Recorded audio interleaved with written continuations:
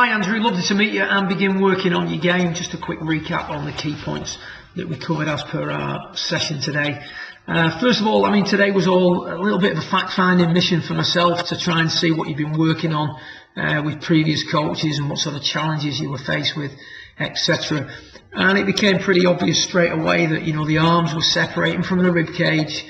The body's movement was sort of compromised because of what you were trying to do with the shoulders and the arms, working on separate planes, maybe restricting what the hips were trying to do, etc. So what we saw at the start of the session was a player who historically has rolled the club behind him. The hands are elevating a little bit too soon in the act of trying to get the hands and arms to work upwards. And you can see there that the hands well above that shoulder, that elbow plane line at the top of the backswing.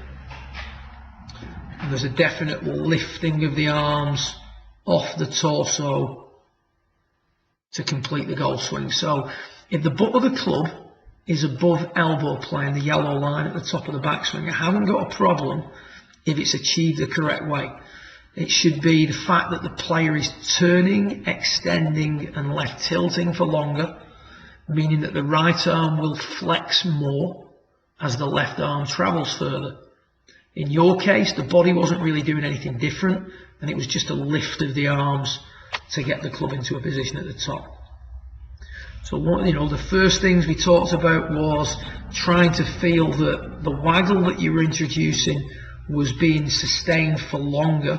So I'm just going to take this back. This was your pre-shot waggle at the start of the session, was probably to about here. And all we said was we want to do the same mechanics, but just for a little bit longer. Beautiful takeaway at that point. You can see that when you do the takeaway where the club doesn't roll behind, because of the side bending in the wrists, the shoulder tilts, the hip angles, the leg work, etc. becomes a lot tidier.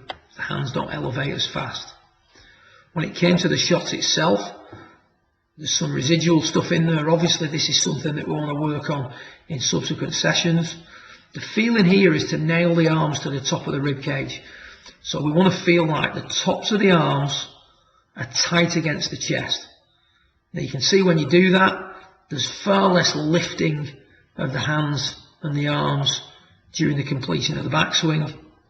And we go from hand plane to elbow plane, beautifully getting into a much more on-plane position and a much more functional position at the top of the backswing. So tightening the arms or pressing the arms against the chest and trying to maintain that pressure from setup to the top of the backswing means that the body has got to work a little bit more actively, and we're not relying on a lifting of the arms to complete the backswing. Anytime you can keep the arms on the torso, the equation for hitting that golf ball consistently has just improved dramatically. The next issue we talked about was what was going on from face on, and the fact that what we were seeing was initially the feet were too square. Here we've got the feeling that the feet are exaggeratedly flared out. Not at all. The feet there are flared out about 20-25 degrees, which is more than adequate. That's fine for you at that point. We've still got that little bit of a move off here. We're trying to keep the head still, but other than that, we haven't really got a clear understanding of how to achieve it. From there now, we've got to lunge back across at just the right time to control where the club hits the ground. Very, very complicated equation for hitting a golf ball.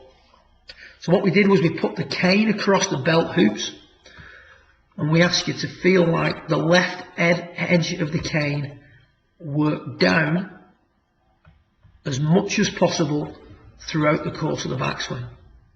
When we did that, we started to identify that the lead leg could flex towards the target line.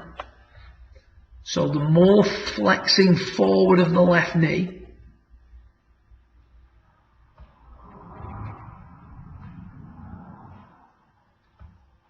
creates a little bit more side bend in the hips.